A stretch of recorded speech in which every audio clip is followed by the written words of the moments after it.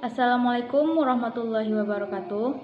Perkenalkan, nama saya Liza Kanafatisya, NPM 2181 10194, Fakultas Psikologi.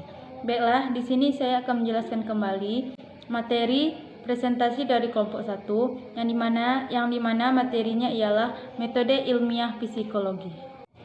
Apa itu psikologi? Psikologi berasal dari bahasa Yunani yang mana psike artinya jiwa dan logos artinya ilmu. Baiklah, di sini ada beberapa pembahasan dari metode ilmiah psikologi. Yang pertama itu pengertian psikologi sosial, kedua ruang lingkup psikologi sosial, ketiga teori peran, keempat teori pertukaran sosial, kelima teori pembelajaran sosial, dan yang keenam hubungan psikologi sosial dan antropologi dan sosiologi. Baiklah, pertama saya akan menjelaskan tentang pengertian psikologi sosial. Psikologi sosial terdiri dari dua kata, yaitu psikologi yang berarti sebuah bidang ilmu pengetahuan yang fokus terhadap perilaku dan fungsi mental manusia secara ilmiah. Kemudian, sosial berarti segala perilaku yang berhubungan dengan hubungan antar individu. Jadi, pengertian psikologi sosial bisa diartikan juga merupakan bidang keilmuan yang mempelajari tentang perilaku dan mental manusia yang berkaitan dengan hubungan antara individu dan masyarakat. Yang kedua, saya akan membahas pengertian ruang lingkup psikologi sosial.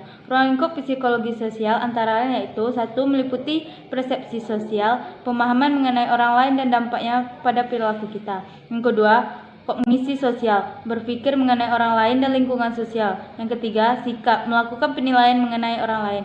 Dan yang keempat, identitas sosial, atau memantapkan jati diri. Yang kelima, berprasangka atau diskriminasi, memahami penyebab dan akibatnya terhadap kelompok tertentu. Yang keenam, perilaku prososial, yaitu memberi bantuan pada orang lain.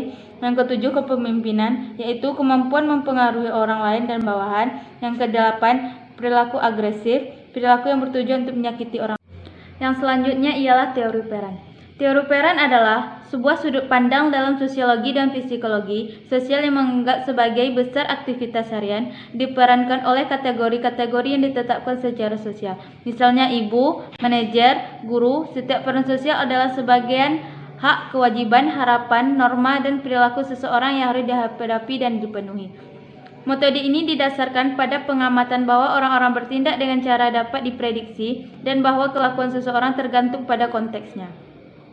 Berdasarkan posisi sosial dan faktor-faktor lain, teater adalah metafora yang sering digunakan untuk mendeskripsikan teori peran.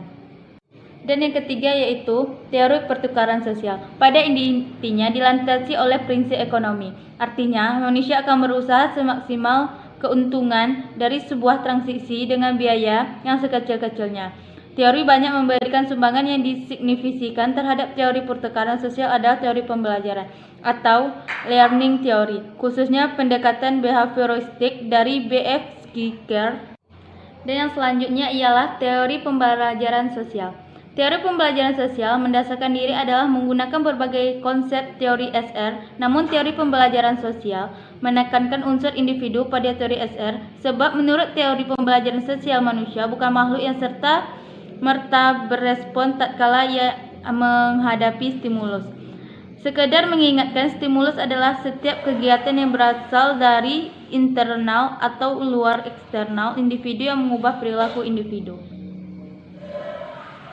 Dan yang terakhir adalah hubungan psikologi, sosial, sosiologi, dan antropologi. Psikologi sosial dirumuskan sebagai ilmu yang mempelajari pikiran, perasaan, perilaku individu sebagaimana dipengaruhi oleh kehadiran individu lain, baik kehadirannya yang nyata, aktual, atau dibayangkan atau image, maupun tidak langsung. Maka sekilas psikologi sosial tidak berbeda dengan sosiologi, hubungan antropologi, dan sosiologi. Dalam psikologi sosial, antara lain untuk mengurangi atau setidak-tidaknya menjelaskan bias atau penyimpangan yang terdapat dalam penilaian psikologi sosial sebagai akibat pengaruh kebudayaan dan kondisi masyarakat di sekitar manusia yang diteliti. Sekian dari saya. Jika terdapat kesalahan, saya mohon maaf. Wassalamualaikum warahmatullahi wabarakatuh.